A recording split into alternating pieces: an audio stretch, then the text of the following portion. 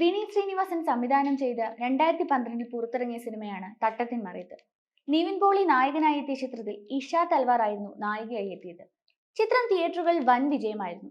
ഇപ്പോൾ ഇതാ ചിത്രത്തിലെ ഒരു പ്രധാനപ്പെട്ട രഹസ്യം പുറത്തുവിട്ടിരിക്കുകയാണ് ധ്യാൻ ശ്രീനിവാസൻ.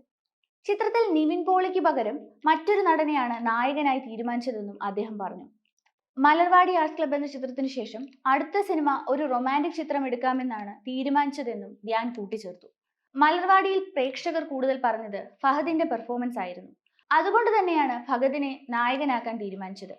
എന്നാൽ ആ സമയത്താണ് നിവിൻ ക്ലീൻ ഷേവ് ചെയ്ത ലുക്ക് വിനീത് കണ്ടതെന്നും അതോടെയാണ് നിവിനെ നായകനാക്കാൻ തീരുമാനിച്ചതെന്നും ധ്യാൻ പറഞ്ഞു.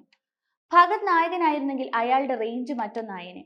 മാത്രമല്ല നായകവേഷത്തിനു പകരം ഫഹദിന് കിട്ടിയ റോളും കയ്യടി നേടിയിരുന്നുവെന്ന് ധ്യാൻ പറഞ്ഞു.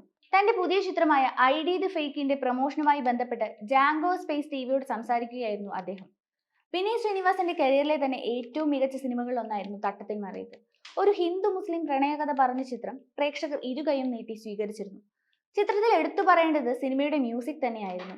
ഷാൻ റഹ്മാനാണ് സിനിമയുടെ സംഗീത സംവിധാനം നിർവഹിച്ചത്. വിനോദായി നിവിൻ പോളിയും ഐഷയായി ഇഷ തൽവാറും എത്തിയപ്പോൾ പ്രേക്ഷകർക്ക് കിട്ടിയത് മറ്റൊരു മികച്ച ലവ് സ്റ്റോറി തന്നെയായിരുന്നു.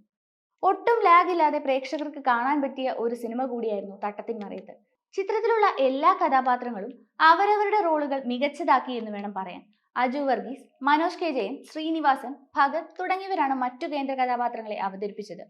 ക്ലീഷേ ലവ് സ്റ്റോറിക്ക് പകരം എന്തോ ഒരു പ്രത്യേകത ഈ സിനിമയിൽ ഉണ്ടായിരുന്നു എന്നതാണ് സത്യം. അതുകൊണ്ട് തന്നെയാണ് ആ വർഷത്തെ ഹിറ്റുകളിൽ ഒന്നായി തട്ടത്തിൻ മറയത്ത് മാറിയതും. തന്റെ ആദ്യ ചിത്രമായ മലർവാടി ആർട്സ് ക്ലബിലൂടെ നിരവധി പുതുമുഖങ്ങളെ സിനിമയിലേക്ക് കൊണ്ടുവന്ന സംവിധായകൻ കൂടിയാണ് വിനീത്. ഫ്രണ്ട്ഷിപ്പ് ആയിരുന്നു സിനിമയുടെ തീം. പിന്നീട് അദ്ദേഹം സംവിധാനം ചെയ്ത ഓരോ ചിത്രങ്ങളും മലയാളികൾ ഏറ്റെടുത്തിരുന്നു. 2008 പുറത്തിറങ്ങിയ സൈക്കിൾ ആയിരുന്നു അദ്ദേഹം അഭിനയിച്ച ആദ്യ ചിത്രം.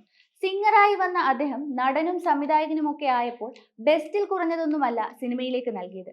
അദ്ദേഹത്തിന്റെ മൂന്നാമത്തെ ചിത്രമായ തിരയിലൂടെ ആയിരുന്നു സഹോദരനായ ധ്യാൻ ശ്രീനിവാസൻ സിനിമയിലേക്ക് അരങ്ങേറ്റം കുറിച്ചത്.